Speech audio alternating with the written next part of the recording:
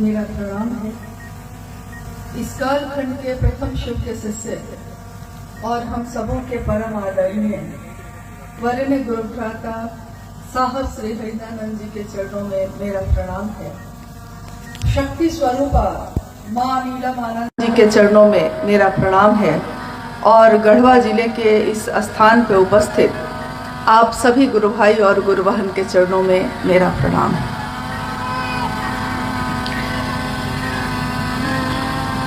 आज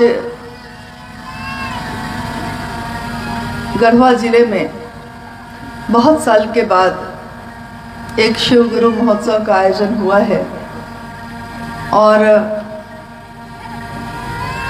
बीच के कुछ वर्षों में हम सब ने काफ़ी उतार चढ़ाव देखे हैं। महादेव की बात जब झारखंड राज्य में शुरू हुई थी और उसमें भी खासकर जब लातेहार, पलामू, गढ़वा में, उस समय बिहार का ही अंग था, झारखंड उस समय बना नहीं था। और संयोग ऐसा है कि यहाँ से बहुत नज़दीकी बगल के ही आपके ज़िले में माँ नीलमानंद जी का मायका भी है, पलामू में मनातूगढ़। इसलिए इस क्षेत्र में और इस तरफ के आसपास के जगहों पे साहब और दीदी का आगमन होता रहा है। गढ़वा जिले में के क्षेत्र में भी साहब और दीदी का आगमन हो चुका है। पहले भी इधर से गुजरे हैं, वो कहीं ना कहीं गए हैं, आए हैं। यानी ये धरती इस मामले में तो जागृत है कि शिव के शिष्य का आगमन यहाँ हुआ। कल शाम में यहीं की गुरुवानों से बातचीत में मैंने जैसे ही ये बात कही, मुझसे पहले एक गुरुवान ने कहा कि इसीलिए जड़ में ही पानी डालने का विधान है। मतलब कि जड़ में ही पानी डाला जाता है, जल चढ़ाया जाता है। और आप बताइए कि इतने देवी देवता हैं, लेकिन जल हम किसको चढ़ाते हैं? महादेव को। शिवलिंग पे ही जल चढ़ता है। यानी सारे टहनियाँ और पत्ते तभी हरे भरे रहेंगे जब जड़ों में हमारा भाव समर्पित होता रहे, यानी कि शिव के लिए। इस काल में कितने युग आए, पहले भी कितने युग आए, कभी द्वापर आया, कभी त्रेता युग आया, अलग अलग युग आए हैं। अभी कलयुग चल रहा है। पूरे युग के लिए अगर कोई दिशा और दशा बदलने वाला आता है तो हम उसको कहते हैं युग पुरुष, महामानव। महाशब्द आप गौर करिएगा कि महाशब्द जब भी लगा है महादेव के लिए लगा है, या महादेव जैसा ही कोई आया है, महादेव का संदेश लेकर कोई आया है तो उसके लिए लगा है। तो हम कहते हैं साहब श्री हरिदानंद जी को महामानव हैं, वो युग पुरुष हैं वो। तभी तो हम गीत गाते हैं, स्वागत है हे युग पुरुष तुम्हारा, युग पुरुष तुम्हारा। पूरे युग का जो पुरुष है उसको हम कह रहे हैं स्वागत है हे युग पुरुष तुम्हारा। तुमने जमीन पे शिव गुरु को उतारा, कि हम उनका स्वागत करते हैं, हम उनके लिए कृतज्ञ होते हैं जिन्होंने इस जमीन पे शिव को ही उतार दिया। हम कहानियाँ पढ़ते हैं, हम कथाएं सुनते हैं। हमने कहानियों में पढ़ा है कि जब माँ गंगा नदी को हम कहते हैं माँ गंगा नदी जब इस धरती पे, पृथ्वी पे उतरी थी, उसके पीछे की कहानी है कि एक राजा थे भगीरथ। राजा भगीरथ ने तपस्या की, और तपस्या की किसके लिए? कि उनके पूर्वजों का जो निधन हो गया, मृत्यु को प्राप्त हुए, उनको मुक्ति नहीं मिल पाई, मोक्ष नहीं मिल पाया, यानी ईश्वर के में एक नहीं हो पाए। तो लोगों ने कहा कि अगर गंगा का पानी आपके पूर्वजों की अस्थियों को मिल जाए तो मुक्ति हो जाएगी। और ये सुनकर राजा भगीरथ ने तपस्या शुरू की। कहानी है कि माँ गंगा प्रसन्न हुई और उन्होंने कहा कि मैं पृथ्वी पर उतरने के लिए तैयार हूँ, लेकिन पृथ्वी, कल्पना करिएगा आप अभी इस बात की कि पृथ्वी यानी धरती मेरे वेग को मतलब मैं इतनी तेज गति से जो उतरूंगी इस धरती पे, तो ये धरती मेरे वेग को, मेरे प्रवाह को बर्दाश्त नहीं कर पाएगी, तो सारी पृथ्वी ही बह जाएगी। तो मैं उतरना तो चाह रही हूँ, तैयार भी हूँ, लेकिन उतरूं कैसे, क्योंकि पृथ्वी ही बह जाएगी। तब कहानी है कि राजा भगीरथ ने शिव की तपस्या की और निवेदन किया। जब शिव प्रकट हुए तो उनसे निवेदन किया कि ऐसा ऐसा मामला है प्रभु, और माँ गंगा तो उतरने को तैयार है, लेकिन कहती हैं कि मेरा तेज, मेरा प्रवाह धरती बर्दाश्त नहीं कर सकेगी। तो अब मैं क्या करूं? काम तो हुआ है लेकिन पूरा नहीं हुआ, अब क्या करूं? तो महादेव ने कहा कि अरे इतनी सी बात है, और कहानी है, कहानियां प्रतीक होती हैं, कहानियां सच भी होंगी, कहानियां कभी हमें कुछ सिखाती भी हैं। तो कहानी है कि महादेव ने अपनी जटाओं को खोला और गंगा को कहा कि उतरो, जितना वेग है, जितना तेज है, जितना प्रवाह है, उतने तेज के साथ उतरो। और शिव की जटाओं में इतनी तेज वाली गंगा कहाँ समाती चली गई पता ही नहीं चला। गंगा उतरी जा रही है, शिव की जटाओं में समाये जा रही है, और शिव ने फिर अपनी जटाओं को समेट लिया। मामला फिर फंस गया कि गंगा उतरी तो, लेकिन शिव की जटा में उतर गई, और शिव ने फिर से उसको बांध लिया है, यानी पृथ्वी पे तो अभी भी नहीं उतरी। अब फिर भगीरथ जी बैठे और उन्होंने कहा महादेव, अब जटा में ही सारी गंगा है, अब मेरे पूर्वजों का कल्याण कैसे होगा? तो महादेव ने कहा अरे बस इतनी सी बात है। और कहते हैं कि महादेव ने अपनी एक तरफ की जटा थोड़ी सी हटाई, गंगा का पानी पतली धारा के रूप में वहां से निकला, और एकदम उसका सारा तेज शांत, सारा प्रवाह एकदम शांत, सारी गति एकदम सामान्य होकर धरती पे उतर गई। धरती पे उतरी, राजा भगीरथ के पूर्वजों का कल्याण हुआ, मुक्ति और मोक्ष मिला। कहानी है ये। तो आज भी हम कहते हैं कि भगीरथ ने गंगा को जमीन पे उतारा तपस्या से, अपने पूर्वजों का कल्याण किया। लेकिन इस सारी कहानी में हम भूल गए कि इस सारी कहानी में गंगा का इतना तेज महादेव के लिए कोई बहुत मामूली सी बात थी, और उनका रिसाव यानी उनका धरती पे उतरना ये भी महादेव के लिए बहुत आसान बात थी। तो बड़ी से बड़ी गति को, बड़े से बड़े तेज को, बड़े से बड़े प्रवाह को जो महादेव पल में, क्षण का भी क्षण नहीं लगता, सेकंड का भी सेकंड नहीं लगता, और उसको अपनी जटाओं में शामिल कर लेते हैं। आप कल्पना करिए सिर्फ कि इस धरती पे उस शिव को ही उतारा है साहब हरिंद्रानंद जी ने, तो उस साहब हरिंद्रानंद जी की ऊर्जा क्या होगी जिसने शिव की शिष्यता को ही जमीन पे उतार दिया है। जमीन पे ही ऐसा वैसा नहीं उतारा, इतना उतारा, इतना उतारा कि आज घर घर में शिव की बात हो रही है। लोग, कोई भी आदमी, अमीर हो, गरीब हो, किसी भी जाति, किसी भी धर्म का हो, शिव को अपना गुरु बना रहा है। अब इससे कोई फर्क नहीं पड़ता कि वो कैसे जीता है, क्या खाता है, क्या पीता है, कैसे रहता है, कैसा जीवन जीता है। महादेव को इससे कोई फर्क नहीं पड़ता। महादेव सबके भाव को ग्रहण करते हैं। कहते हैं महादेव के पास हृदय की हुंडी ही स्वीकार होती है। हृदय की हुंडी मतलब हृदय ही वहाँ स्वीकार किया जाता है। सामान का वहाँ कोई मोल नहीं है। बड़ी से बड़ी संपदा का, जिसने सबको संपदा बांटी हो, उसको हम क्या संपदा देंगे? जिसकी दया, जिसकी करुणा से फूल खिलते हैं, बारिश होती है, उसको हम क्या जल चढ़ाएंगे, हम क्या बेलपत्र चढ़ाएंगे? यानी महादेव भाव के भूखे हैं, भाव ही वहाँ ग्रहण होते हैं। और अभी अभी मैंने कहा कि आप कल्पना कर लीजिए कि जिस शिव के बारे में हम बात भी करने की बिसात नहीं रखते, तेरी चर्चा कर सकूं मैं इतनी बिसात क्या है। अभी अभी भाई क्या नाम है उनका, ईशु गोस्वामी जी, हाँ, गा रहे थे। बहुत दिनों बाद मैंने ये भजन सुना। साहब और दीदी, माँ दीदी नीलम आनंद जी भी इस भजन को गाती थी। या उनके सामने उस समय पुराने गुरु भाई लोग गाते थे।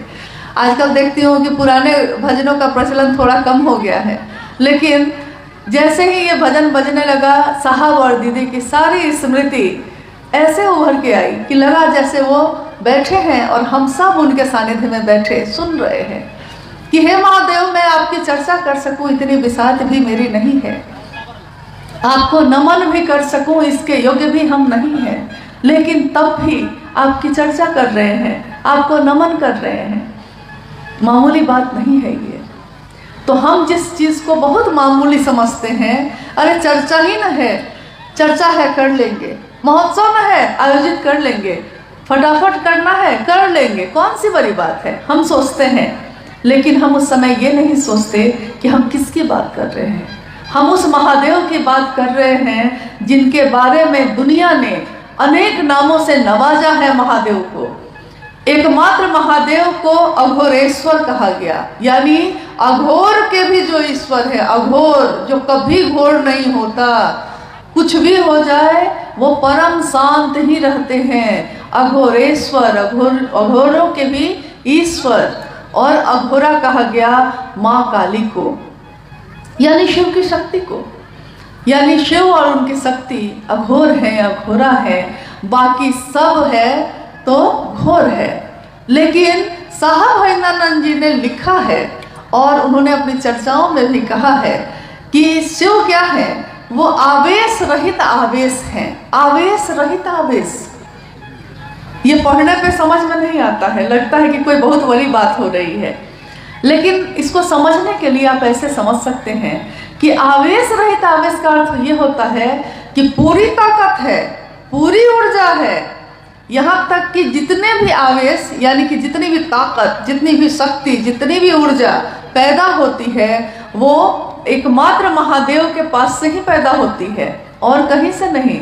जहाँ से सारी धाराएं मिश्रित हुई हैं, जहाँ से सारे आवेश पैदा होते हैं, वो खुद शिव परम शांत अघोर है, अघोरेश्वर है, परम शांत है।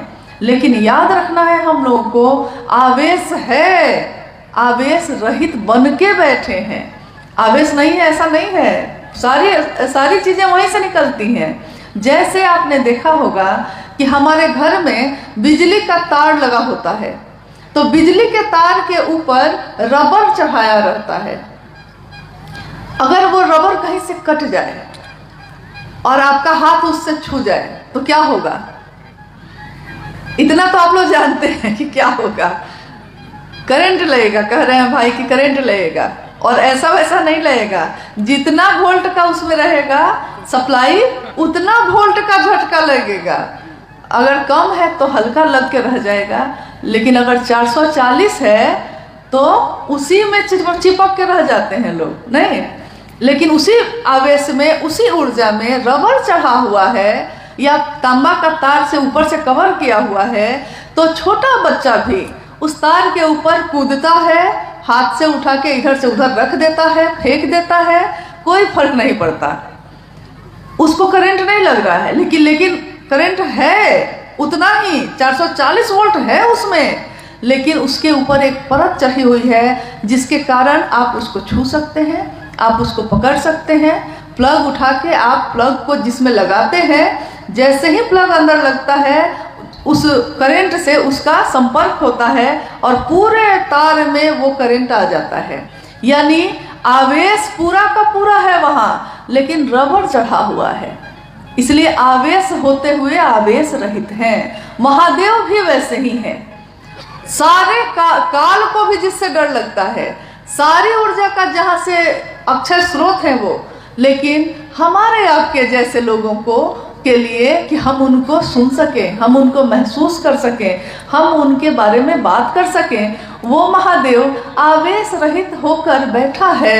तो दुनिया ने कहा कि भोला है ये, भोला बाबा, और किसी को कहा है दुनिया ने, सबको कहा है भगवान है, कोई गलती हो गई तो बड़ा दंड मिलेगा। लेकिन महादेव को तो हम शुरू से बाबा ही समझते आए हैं। महादेव तो अपने हैं, महादेव तो ऐसे हैं जिनको कैसे भी जल चढ़ाइए वो खुशी हो जाते हैं। यहाँ तक कि साहब ने एक बार एक कहानी सुनाई।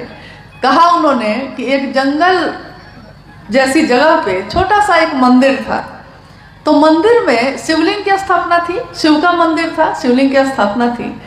तो चूंकि अब शिवलिंग है तो रात में वहाँ कोई रहता नहीं था कि कौन क्या लूट के ले जाएगा, और मंदिर में बड़ा पहरा रहता है, लेकिन जहाँ पे शिवलिंग की स्थापना हो वहाँ कोई पहरा नहीं रहता, क्योंकि सबको लगता है कि यहाँ से लूटेगा भी तो क्या लूटेगा, सोना चांदी तो है नहीं यहाँ।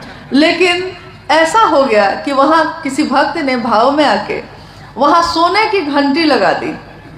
अब जंगल में है, लेकिन तब भी उसके पहरा के लिए कोई वहाँ नहीं रुका। एक रात की बात है, एक चोर जिसका पेशा था चोरी करना, चोरी करके ही वो अपने घर को चलाता था, चोरी करने निकला। सब घर में वो अपना देख लिया, बेचारे को कहीं पे मौका नहीं मिला चोरी करने का, चोरी नहीं कर सका। अब बेचारा थक के, है वो चोर लेकिन है तो इंसान, भूख तो उसको लगती है, परिवार को तो भोजन उसको भी देना पड़ता है। तो जंगल के तरफ निकल गया और रोने लगा बैठ के कि हर जगह आज चले गए, कहीं कुछ नहीं मिला। तभी अंधेरे में वो जो सोने का घंटा लगा हुआ था, वो अंधेरा में सोना है चमका। तो देखने गया कि क्या चमका भाई अभी, तो उसने देखा कि सोने की घंटी लगी हुई है। नीचे पूरा अंधेरा था, तो सोना जैसा लग रहा है ये। उसने सोचा कि आज कुछ नहीं मिला तो चलो इसी घंटी को उतार लेते हैं और इसी को बेच के अपना काम चला लेंगे आज। अब नीचे क्या है उसको दिखाई नहीं दिया, और नीचे तो था शिवलिंग। उसने सोचा कि ईंटा या चट्टान कुछ है, पैर से ऐसे ऐसे अंधेरे में टटोला, कुछ दिखाई नहीं दिया, तो देखा कि ऊंची कोई जगह है लगता है, तो पैर को उसी पे रख के खड़ा हो गया और घंटी जो पकड़ा तो घंटी बजने लगी, टन टन टन टन। कहानी है कि महादेव प्रकट हो गए। महादेव ने कहा, मांगो क्या मांगते हो भाई, मैं तुमसे अति प्रसन्न हूँ। चोर घबरा गया, उसको लगा कि मेरे साथ ये क्या हो गया, आज तक तो ऐसा कभी हुआ नहीं, मैंने कोई भक्ति नहीं की, मैंने कभी महादेव का नाम भी नहीं लिया, और सीधे महादेव प्रकट होकर कहते हैं कि अति प्रसन्न हूँ, ऐसा मैंने क्या कर दिया। तो उसने कहा कि प्रभु मैंने तो आपके लिए कुछ नहीं किया। महादेव ने कहा कि अरे क्या बात करते हो, लोग मुझ पे जल चढ़ाते हैं, धतूरा चढ़ाते हैं, बेलपत्र चढ़ाते हैं, तुमने तो अपने आप को ही चढ़ा दिया है। तो कहते हैं कि कहानी है कि भाई चोर ने जो मांगा मिला और वापस चला गया। सोचिए महादेव जिससे सारे देवी देवता डरते हैं, जिसकी पूजा राक्षस भी करते हैं, दुनिया जिनके आगे झुक के नमन करती है, वो महादेव किसी भी तरह से प्रसन्न हो जाते हैं। तभी मैंने कहा कि भोला कहते हैं हम उनको। और साहब श्री हरिनानंद जी ने उस शिव को जमीन पे उतार दिया। तो ये कौन सी तपस्या की होगी उन्होंने, और किन लोगों की मुक्ति और मोक्ष के लिए ये काम किया होगा, क्योंकि राजा भगीरथ ने तो अपने पूर्वजों के लिए किया था, लेकिन साहब हरिनानंद जी ने मेरे आपके जैसे असंख्य लोगों तक, जिसके पास भी ये संदेश पहुंचता है कि शिव मेरे गुरु हैं, तुम्हारे हो सकते हैं, उन असंख्य लोगों तक ये बात पहुंचाने की बात की है। और प्रतिदिन लाखों व्यक्ति, लाखों लोगों से, यहाँ तक कि इस पल जब यहाँ ये चर्चा घटित हो रही है, इस समय में भी कितने जगह पे कोई ना कोई गुरु भाई, कोई ना कोई गुरु बहन अभी अपने गुरु की बात कर रहा होगा और शिव के शिष्य होने की घोषणा हो रही होगी उसकी। जागा जागा महादेव से वो जगह जग रहा होगा। आज भी, अभी भी, यानी पल प्रतिपल, प्रतिदिन लाखों की संख्या में शिव के शिष्यों की घोषणा हो रही है, शिव की शिष्यता बढ़ती चली जा रही है। लेकिन आपने कभी सोचा है कि क्या मेरे करने से ऐसा हो रहा है, या आपके करने से ऐसा हो रहा है, या जो आज घोषणा कर रहे हैं उनके करने से ऐसा हो रहा है? जी नहीं। इसमें ऊर्जा उसी की काम कर रही है जिसके तार है हम लोग, बस, और कुछ नहीं है हम लोग। वो तार जिस दिन कट गया ना, तो बिजली का सप्लाई भी बंद हो जाएगा। हम लोग बस तार हैं, साहब उसका ट्रांसफार्मर है, और हम लोग के पास जितना हम सह सकते हैं, जितना हम बर्दाश्त कर सकते हैं, उतना सप्लाई वो देते रहते हैं। ऊर्जा शिव की जो उनके दिल में उतरी, जो नमः शिवाय के रूप में सांसों में उतरी, उसको उन्होंने विश्व मानव के कल्याण के लिए, विश्व मानव के लिए कि वो शिव का शिष्य हो सके, इस धरती पे उतारा। और आज चाहे वो गढ़वा का जंगल हो, पहाड़ हो, घर हो, शहर हो या दुनिया का कोई कोना हो, आज महादेव की बात हम कितने गर्व से करते हैं, कितनी खुशी से करते हैं। सोचिए, जब इतनी खुशी से करते हैं और वो महादेव सब कुछ देने वाला है, तब हम दूसरों के पास क्यों भटकते हैं। कभी कभी कोई कहता है कि कोई महादेव को छोड़कर उधर चला गया, कोई महादेव की शिष्यता छोड़कर उधर चला गया, यानी किसी और मत में, किसी और चीज़ों में चला गया। मैं हमेशा सोचती हूँ उस समय कि कहते हैं कि कल्प तरु है वो। कल्प तरु का अर्थ होता है एक ऐसा पेड़ जिसके नीचे जब आप खड़े हो जाइए तो आपके मन में जितनी इच्छाएं पैदा होंगी वो सारी इच्छाओं की पूर्ति करता चला जाता है। कल्प तरु है शिव, और शिव के छाया के तले खड़े होकर, शिव के नीचे खड़े होकर हम भिक्षा का पात्र लेकर दूसरों के सामने क्या मंडरा रहे हैं। कौन है उनसे बड़ा। एक बार एक फकीर एक राजा के पास गया, राजा के दरबार में गया। फकीर बेचारा बहुत आर्थिक संकट में था तो फकीर, जीवन में कुछ था नहीं, अब खाने को भी नहीं था। उसने सोचा क्यों नहीं राजा के पास चलते हैं, राजा तो प्रजा की रक्षा करता है ना, तो राजा कुछ तो दे देगा मुझको। तो राजा के पास चला गया। राजा के पास जब जाता है तो दरबार उसको रोक देता है, कहता है कि अभी राजा भगवान की पूजा कर रहे हैं।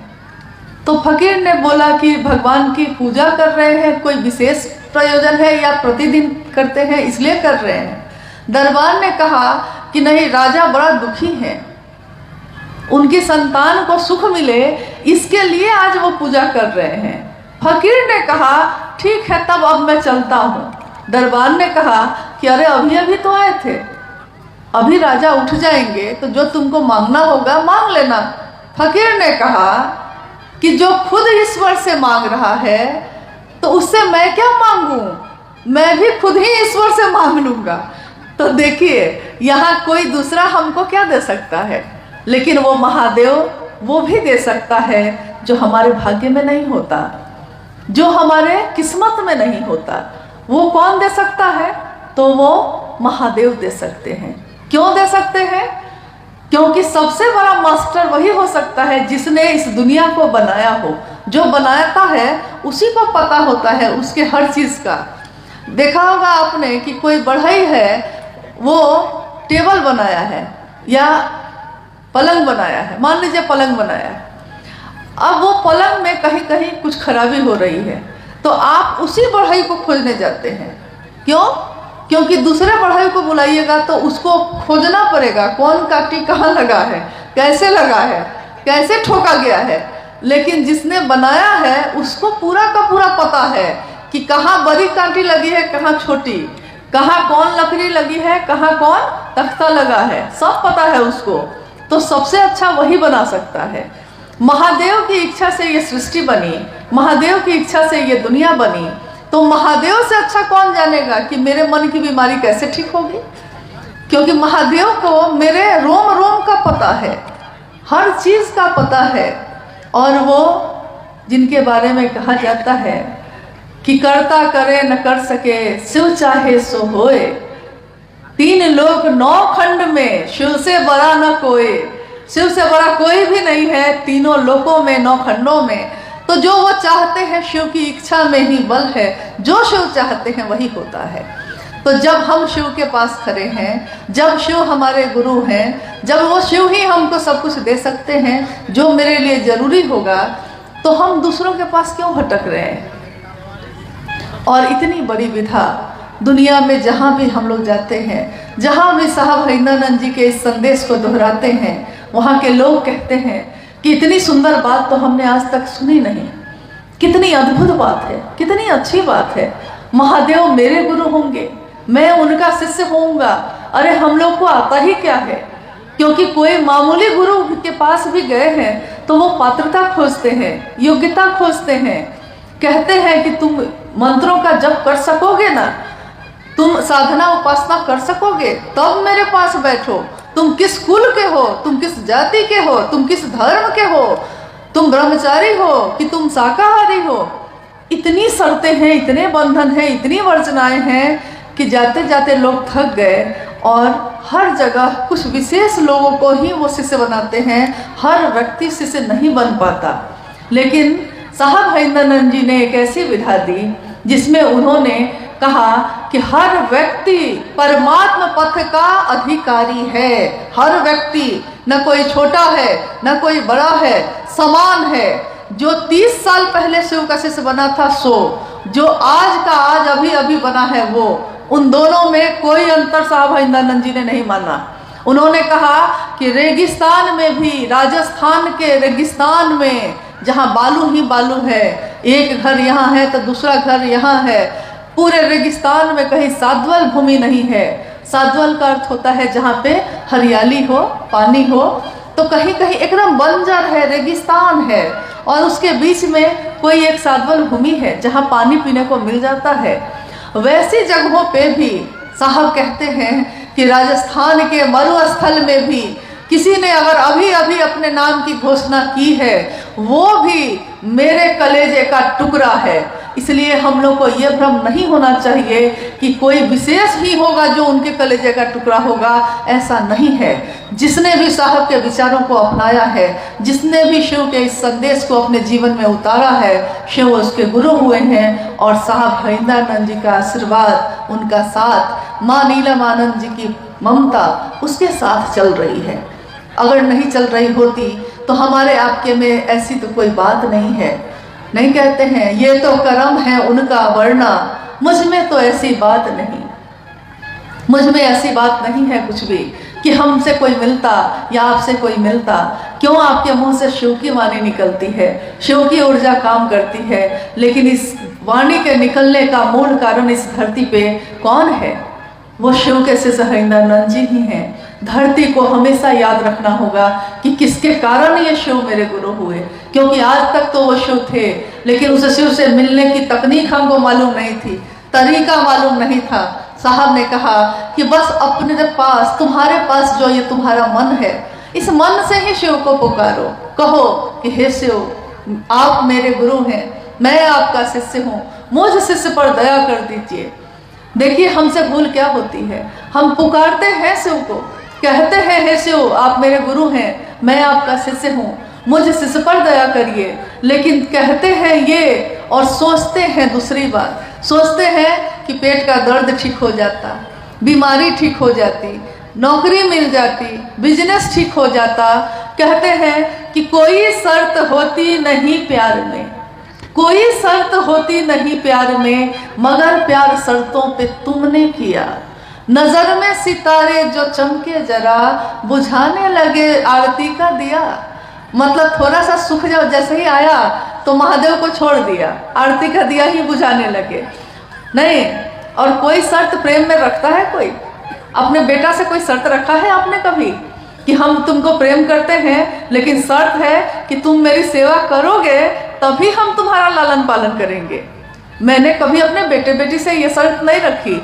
मैंने अपने भाई से ये कभी नहीं कहा कि भाई तुम हमेशा मुझको प्रेम से बोलोगे तभी मैं तुमको राखी बांधने आऊंगी, अगर किसी दिन मुझसे झगड़ा किया तो नहीं बांधूंगी। ऐसा किसी बहन ने अपने भाई से किया है? यानी प्रेम शर्त नहीं रखता, लेकिन शिव से प्रेम करने की ये विधा, ये तीनों सूत्र, जिसमें पहला सूत्र है दया मांगना, इसमें हम रखते हैं, बोलते हैं दया करिए, लेकिन रखते हैं शर्त। महादेव अगर आप मेरा ये काम पूरा कर दीजिएगा तो हम मनौती चर्चा करेंगे। करते हैं कि नहीं? क्यों? जबकि आप ये कह सकते हैं कि महादेव मेरे पास कुछ भी अच्छा होगा हम आप ही का नाम लेंगे, लेकिन काम आप वही कर रहे हैं, लेकिन बोलने का तरीका बदला कि नहीं? महादेव मेरे जीवन में अगर कुछ भी अच्छा होगा तो आप ही ना मेरे सबसे ज्यादा अपने हैं, तो हम आप ही की चर्चा करेंगे। देखिए ये भी एक तरीका है, लेकिन आप कहते हैं कि अगर पूरा होगा तब आपकी चर्चा करेंगे, और नहीं पूरा हुआ तब नहीं करेंगे। और चाहते हैं कि महादेव दया करते ही रहें। हम शर्त रखते हैं और कहते हैं कि महादेव आप दया करते ही रहिएगा। और महादेव की दया एक शिष्य पर जब हो जाती है तो उस शिष्य में कोई गुरु अपने शिष्य को अपने जैसा बनाता है। महादेव भी जब गुरु होंगे अपने शिष्य को अपने जैसा बनाएंगे। महादेव को कहाँ फर्क पड़ता है? उनके ससुर ने उनको नहीं बुलाया यज्ञ में, तो महादेव को कहाँ फर्क पड़ा? उन्होंने माँ सती को भी मना किया, तुम भी मत जाओ, छोड़ो, सबको बुलाया है, बुलाने दो। न मान का भय न अपमान का भय, जहाँ सारी चीजें खत्म हो जाती हैं वो है महादेव। और उस महादेव का एक रूप है जगत गुरु शिव का। तो सिर्फ कल्पना करिए और सोचिए महादेव के बारे में कि क्या आज तक ये महादेव हमारे इतने अपने हो सके थे, आज हो सके हैं। तो उस महादेव को छोड़ के अब कहाँ जाए? महादेव कितनी मुश्किल से मिलते हैं, कितनी मुश्किल से मिले हैं हम लोगों को। न जाने हम लोगों ने कितने जन्म लिए होंगे, न जाने कौन सा कर्मफल होगा कि ये मानव का तन मिला है, इंसान का शरीर मिला है, तब कहीं जाकर शिव गुरु के रूप में मिले हैं।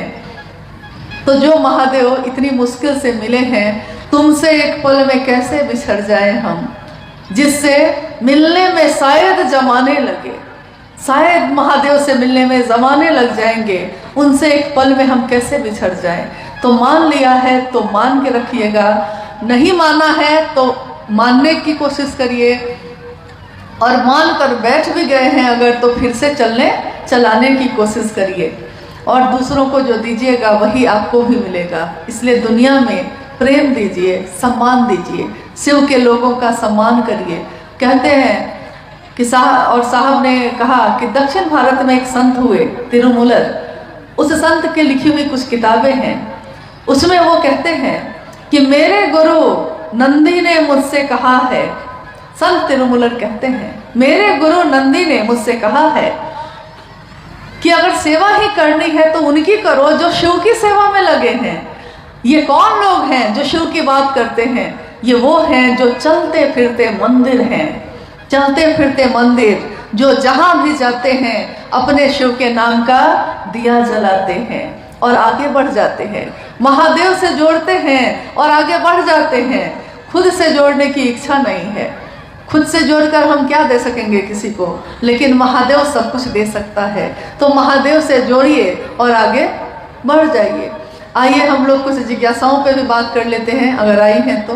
गुरु भोग एवं मोक्ष के अभिन्न रूप से दाता है, कैसे? शिव गुरु भोग और मोक्ष के अभिन्न रूप से दाता है। आप गौर कीजिएगा, इसमें शब्द है दाता, यानी जहां से ये चीज शुरू होती है। शिव दाता है, बाकी दुनिया में कोई भी है जिसने भी शिव से लेकर आपको हमको दिया है उसको कहते हैं प्रदाता, यानी दाता से लेकर देने वाला। तो शिव को कहा गया कि भोग और मोक्ष के अभिन्न रूप से दाता है वो। भोग यानी यहाँ भोग का अर्थ होता है जो लौकिक जीवन का जो भोग है। यहाँ तक कि भोग में आप क्या गिनते हैं? अच्छा घर हो, संतान हो, गृहस्थी अच्छी चले, खेत हो, घर हो, गाड़ी हो, सारी चीजें हो, वैभव हो, लोग मुझको जाने। इस सब के साथ अंतिम शर्त ये रहती है कि लोग जाने कि हम हैं बड़का आदमी यहाँ के। आप सोचिए तो आखिर लोग घर सुंदर से सुंदर बनवाते हैं, लेकिन मैंने कितनी बार देखा है कि इसके लिए नहीं बनवाते हैं कि उनको मन है, वो इसके लिए बनवाते हैं कि बाकी गांव के लोगों का घर कैसा है पहले देख लेते हैं और देखते हैं कि अच्छा इससे बढ़िया घर हम बनवाएंगे, हमको उसको दिखाना है कि उससे बढ़िया घर बनाएंगे, तो वो उससे बढ़िया घर बनाते हैं। तब तक तीसरा आदमी शुरू कर देता है तो वो इससे भी बढ़िया बनवाता है, इसका कोई अंत नहीं होता। तो वो यानी कि सारी चीजों का एक दिन अगर कोई वैराग्य किसी के मन में पैदा हो जाए तो वो सब चीजों का त्याग कर देता है, अपना घर गृहस्थी भी छोड़ देता है, अपना वैभव भी छोड़ देता है, साधु का वेश पहन के रास्ते पे निकल जाता है, किसी आश्रम पे चला जाता है। लेकिन एक ऐसा भोग है जिसको वो कभी भी नहीं छोड़ पाता। वो कौन सा भोग है? सम्मान का। सम्मान नहीं छोड़ पाता वो। आपने सुना होगा कि परशुराम जो शिव के शिष्य हुए वो भी, तो परशुराम जी किसी के लिए भी ख्याल थे कि प्रणाम नहीं किया तो श्राप दे देते थे सीधे, ऐसे कितने ऋषि कुल कितने भी लोग हुए, सम्मान नहीं छोड़ पाए। किसी ने प्रणाम नहीं किया तो आप इतने क्रोध में आए, किसी ने कुर्सी नहीं दी तो कहा इतने ही में मेरा अपमान हो गया।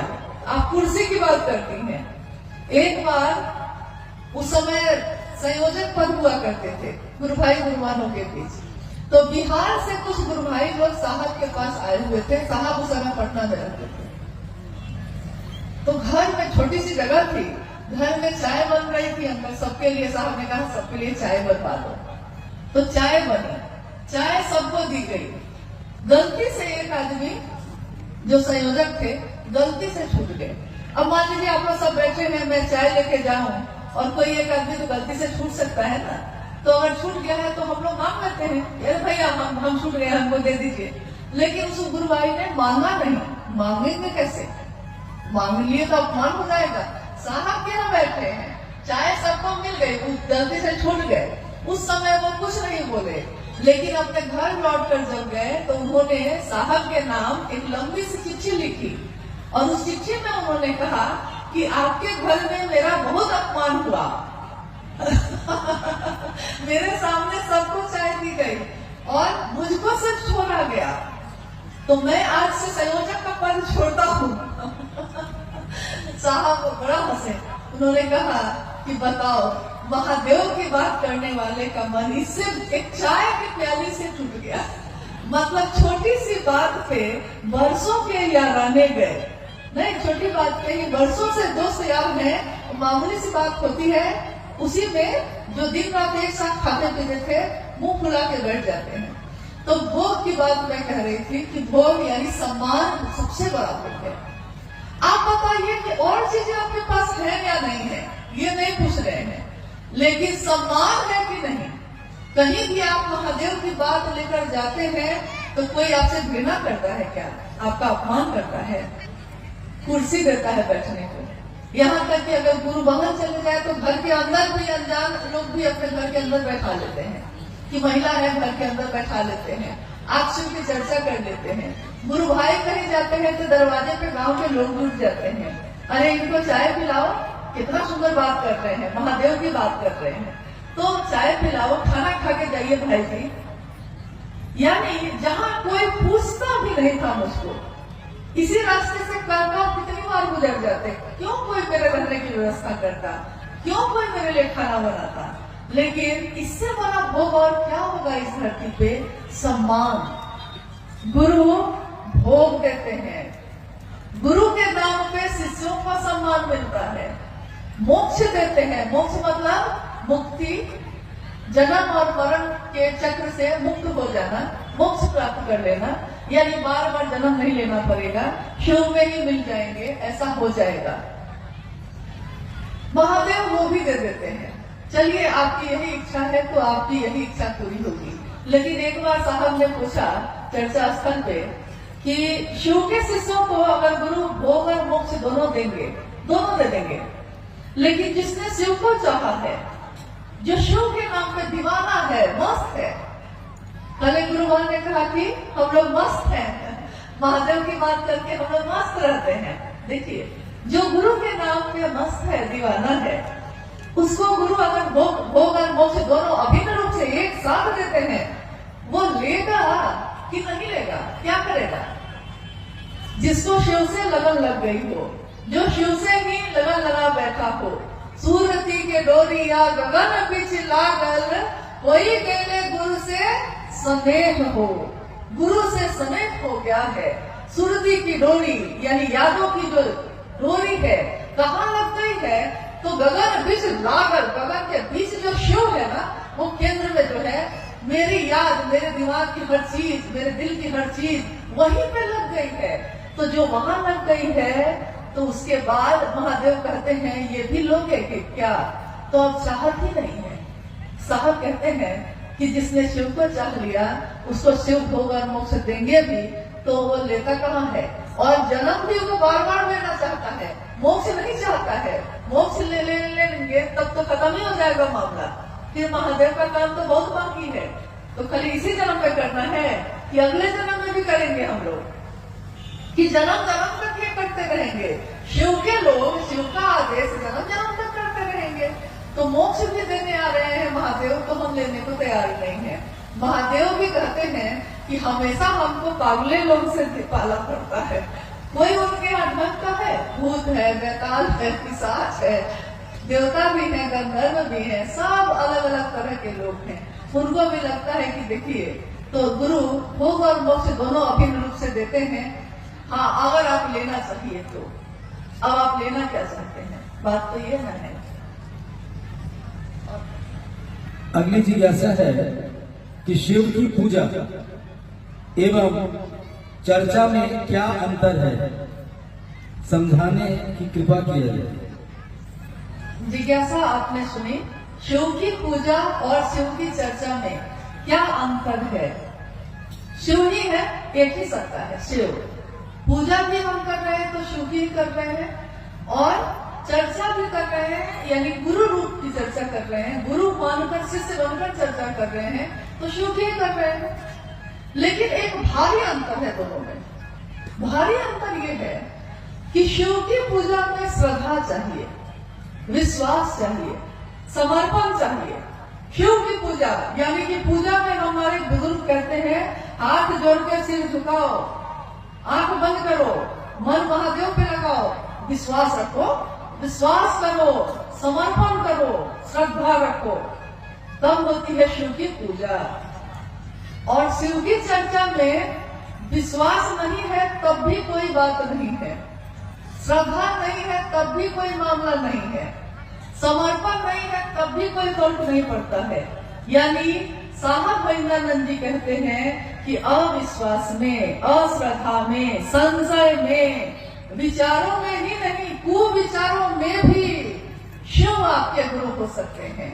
सिर्फ एक विचार, कुविचार मतलब कि महादेव के लिए अगर खराब भी सोच आप रखते हैं ना, तब भी वो महादेव आपसे रिश्ता जोड़ लेता है।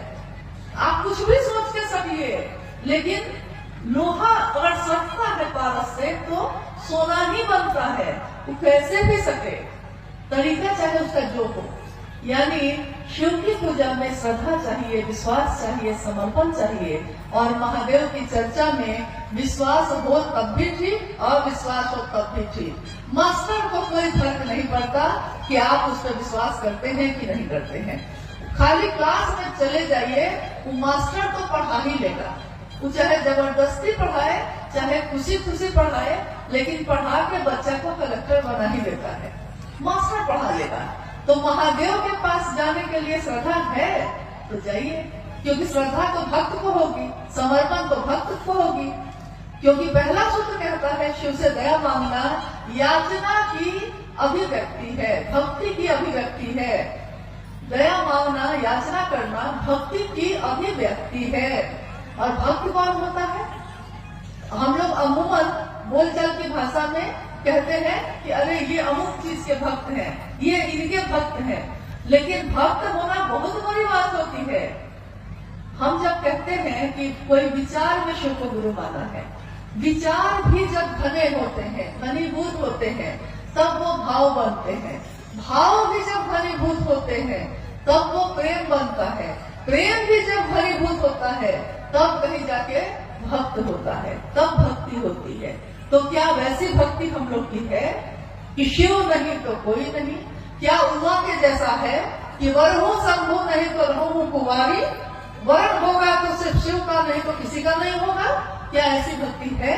अगर है तब भी शिव के लिए है आप, और नहीं भी है अगर, तो ये रास्ता बहुत सरल है कि गुरु मान लीजिए, तू गुरु बनाना हो जकर देहल चोला बा, दुनिया का भी कह के देवे वाला भोला बा। तो दुनिया क्या देती हमको? दुनिया तो कभी प्रेम देती है, कभी अपमान करती है, कभी अपना बनाती है, कभी पराया कर देती है, लेकिन महादेव तो ऐसा नहीं करते। वो एक बार अपने हो जाते हैं तो हमेशा अपने ही रहते हैं। तो शिव की पूजा और शिव की चर्चा में, दोनों में बड़ा भारी अंतर है। लेकिन शिव की चर्चा आपके मेरे मन में धीरे धीरे शिव के विचार को, उन्हीं के भाव को, उन्हीं के प्रेम को, उन्हीं की भक्ति को गहरा करता चला जाता है। और साहब वैद्यानंद जी ने कहा है कि शिव की शिष्यता में एक ही चीज अनिवार्य है। क्या शिष्यानुभूति पढ़ी है आपने? साहब की बोली हुई वो लिखी हुई किताब है, छोटी सी, 1990 के दशक में छापी गई थी। आप में से किसी ने शिष्यानुभूति पढ़ी है? आओ चले शिव की और किताब में भी है वो, आपने किसी ने पढ़ी है? गढ़वा में कोई पढ़ा ही नहीं शिष्यानुभूति, पढ़ेगा ना कुछ लोग। तो उसमें एक ही चीज अनिवार्य है, कुछ नहीं है तो कोई बात नहीं, अस्थाई शिष्य भाव, यही एक अनिवार्य चीज है। लेकिन ये अनिवार्य चीज जो है बड़ा मुश्किल है, बहुत कठिन है। लेकिन करत करत अभ्यास के जरमति होते सुजान, करत करत अभ्यास, यानी शिव की चर्चा करते करते, शिव की बात करते करते, दूसरे को स्टेशन पहुंचाते पहुंचाते हम भी पहुंच जाते हैं। दूसरे को महादेव का रास्ता दिखाते दिखाते हम भी उस रास्ते पे चलने लगते हैं। कहता है ना, हमको नहीं देखा हुआ है तुम दिखा दो, तो हम भी तो उस रास्ते पे चल देते हैं। तो शिव की चर्चा करते करते हमारा मन धीरे धीरे धीरे धीरे शिव के लिए अस्थायी भाव से आने लगता है। एक जिज्ञासा है, शिव गुरु को मानते हैं, उनसे दया भी मांगते हैं, नमन भी करते हैं, पर चर्चा नहीं कर पाते हैं, तो शिव मेरे गुरु नहीं होंगे क्या? चर्चा कैसे कर पाएंगे? दया मांग पाते हैं, नमन कर पाते हैं, लेकिन शिव की चर्चा नहीं कर पाते। शिव से दया मांगना, अगर आपने पहला सूत्र ठीक से कर लिया है तो ये हो ही नहीं सकता है कि आप चुप बैठिएगा, क्योंकि उसके बाद तो आप जो बोलना शुरू करते हैं।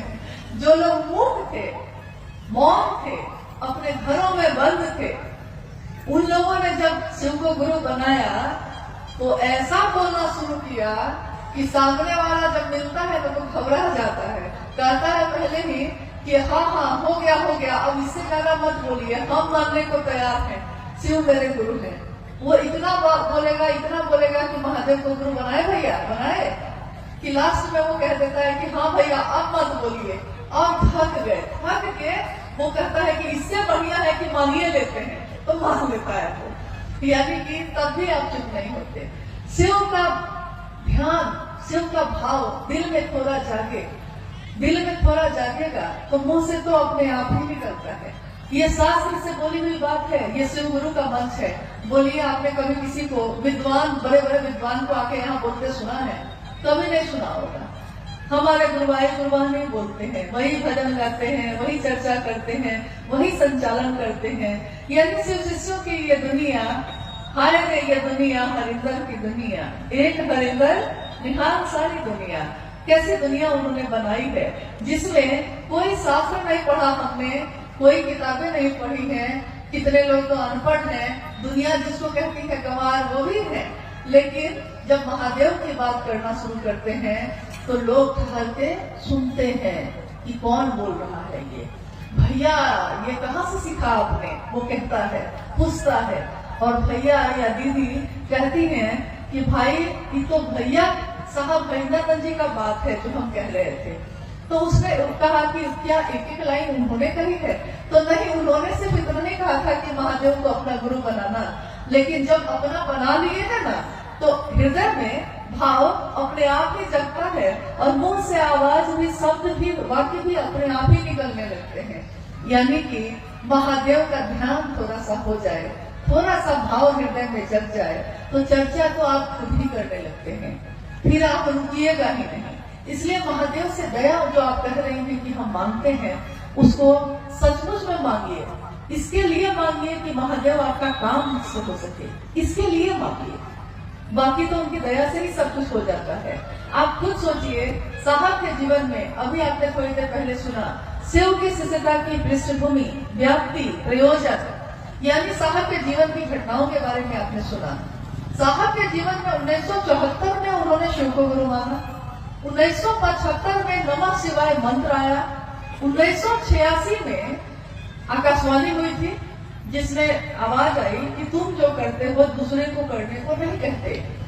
और उसके बाद, इस घटना के बाद से साहब दूसरों से भी कहने लगे। हालांकि 1982 से उन्होंने शिव की बात शुरू कर दी थी, लेकिन 1986 के बाद से ये बात बहुत रफ्तार से होने लगी। लेकिन पहला सूत्र क्या है?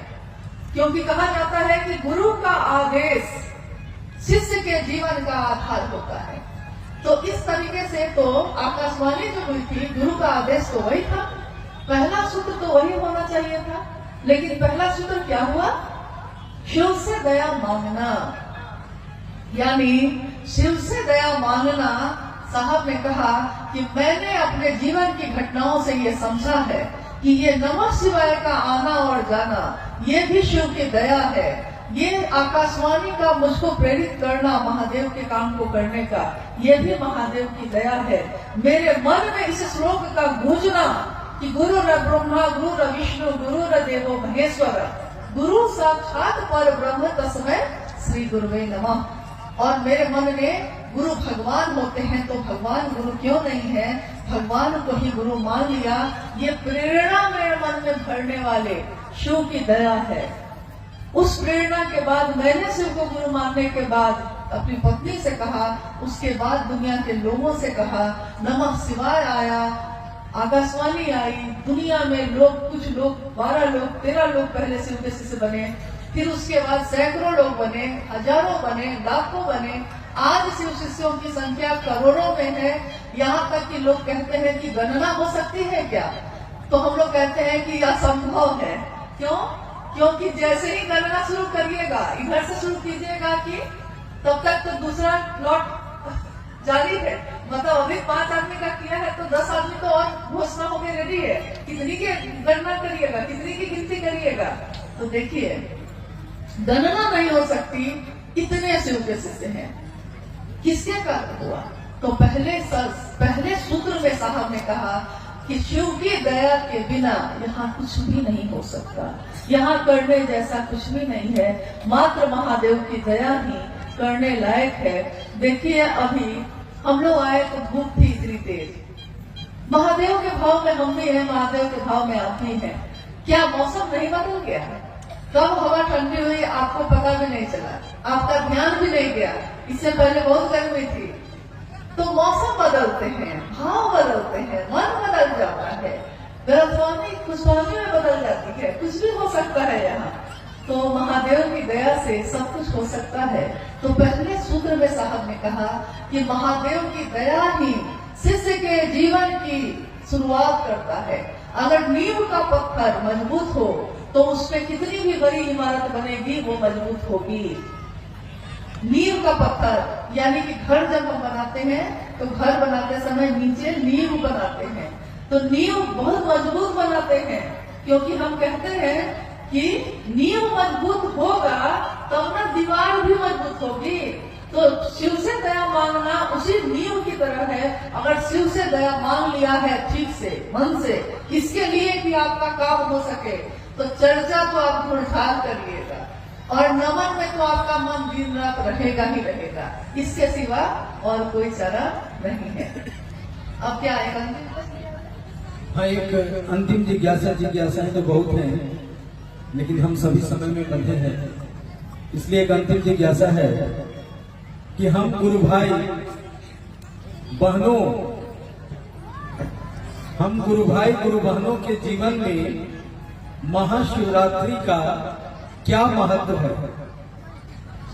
हम लोग महाशिवरात्रि क्यों मनाते हैं? हम सभी गुरु भाई गुरु बहन यानी शिव के शिष्य, हम सभी गुरु भाई गुरु बहनों के जीवन में महाशिवरात्रि का क्या महत्व है? हम महाशिवरात्रि क्यों मनाते हैं? जब साहब मधेपुरा में रह रहे थे उसी समय मां नीलम जी ने कहा कि हमने शिव को गुरु बनाया है, तो हम लोग को शिव के लिए कुछ करना तो चाहिए, तो हम क्या कर सकते हैं? और कमरे में कुछ लोगों के साथ शिव चर्चा शुरू हो चुकी थी। तो साहब ने कहा कि भाई क्या किया जाए बताओ। मां नीलम ने कहा कि शिवरात्रि का आगमन हो रहा है, क्यों नहीं हम सभी जो कुछ गुरु भाई गुरु बहन हैं, हम मिलकर शिवरात्रि का आयोजन करें। तो साहब ने कहा कि ठीक है, किया जाए। लेकिन उस समय ज्यादातर जगहों पे हरे रामा हरे कृष्णा का बोल चलता था। यहाँ तक कि माँ दुर्गा के मंदिरों में भी, शिव के मंदिरों में भी हर जगह हरे रामा हरे कृष्णा होता था। तो साहब ने कहा कि यार इन महाशिवरात्रि का आयोजन है, शिव की पूजा करेंगे, लेकिन बोल क्या होंगे, हम बोलेंगे क्या उसमें? तो मां नीलमानंद जी ने लिखा, हर भोला भोला भोला हर हर, हर शिवा शिवा शिवा हर हर। और इसी धुन पे उस समय शिवरात्रि का आयोजन हुआ, सभी लोगों ने इस धुन पे को गाया। उसके बाद साहब आ गए पटना में जो उनका घर था वो छोटा सा फ्लैट था। तो अगले बार जब शिवरात्रि का आयोजन हुआ तो मां नीलमानंद जी ने कहा कि क्यों नहीं इसको बाहर मैदान में किया जाए। तो फिर उन्होंने इस आयोजन को जो सामने ऑफिसर्स फ्लैट के सामने मैदान था उसमें किया, और उसी में जो छोटा सा माइक लगा हुआ था हरम बोला करने के लिए, जब कुछ देर का हरम बोला हो गया तो उस समय हरम बोला की समाप्ति के बाद उसी माइक से साहब ने जो लोग वहां जमा थे उन लोगों के बीच शिव की चर्चा की। तो साहब कहते हैं कि शिवरात्रि